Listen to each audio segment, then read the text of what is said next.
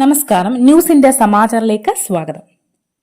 Medical കോളേജിലെ doctor ഷഹനയുടെ ആത്മഹത്യ, special public പ്രോസിക്യൂട്ടറെ നിയമിച്ച സർക്കാർ. തിരുവനന്തപുരം മെഡിക്കൽ കോളേജിലെ PG വിദ്യാർത്ഥിനിയായിരുന്ന ഡോക്ടർ ഷഹനയുടെ ആത്മഹത്യയിൽ സർക്കാർ സ്പെഷ്യൽ പബ്ലിക് പ്രോസിക്യൂട്ടറെ നിയമിച്ചു. N. സലാഹുദ്ദീനാണ് special public prosecutor.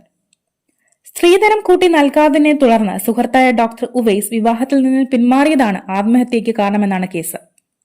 2023 December 4 doctor Shahana ആത്മഹത്യ ചെയ്തത്. അവരുടെ സ്ത്രീധന മോഹം മൂലം എന്റെ ജീവിതം അവസാനിപ്പിക്കുന്നു. ഇത്ര പണം ആവശ്യപ്പെടുന്നത് അവന്റെ സഹോദരിക്ക് വേണ്ടിയാണോ? ഞാൻ വഞ്ചിക്കപ്പെട്ടു. OP ടിക്കറ്റിന്റെ പിറകിൽ ഡോക്ടർ ഷഹന എഴുതിയ ആത്മഹത്യാക്കുറിപ്പിലെ ഈ വരികളെയും ബന്ധുക്കളുടെ മൊഴികളെയും സാഹചര്യ തെളിവുകളുടെയും പശ്ചാത്തലത്തിലാണ് റുവൈസിനെ കേസിൽ പ്രതി ചേർത്തതും പിന്നാലെ അറസ്റ്റ് രേഖപ്പെടുത്തിയതും. കത്തിൽ റുവൈസിന്റെ പേരുമുണ്ട്. ആത്മഹത്യാക്കുറിപ്പിൽ റുവൈസിന്റെ പേരില്ലായിരുന്നു എന്നാണ് ആദ്യഘട്ടത്തിൽ പോലീസ് പറഞ്ഞിരുന്നത്. റുവൈസ് സ്ത്രീധനം ചോദിച്ചെന്ന ബന്ധുക്കളുടെ മൊഴിയും പോലീസ് മറച്ചുവെച്ചു. പിന്നീട് ഷഹനയുടെ ആത്മഹത്യ വലിയ ചർച്ച ആയതിനു ശേഷം മാത്രമാണ് പോലീസ് റുവൈസിനെതിരെ കേസെടുക്കാൻ തയ്യാറായത്. ബന്ധത്തിൽ നിന്ന് പിന്മാറിയതിനാൽ ആത്മഹത്യ ചെയ്യുകയാണെന്ന് കാണിച്ചാണ് ഡോക്ടർ ഷഹന ഡോക്ടർ റുവൈസിന് വാട്സ്ആപ്പ് സന്ദേശം അയച്ചിരുന്നത്. എന്നാൽ ഇത് അറിഞ്ഞിട്ടും റുവൈസ് തടയാനോ സംസാരിക്കാനോ കൂട്ടാക്കിയില്ല.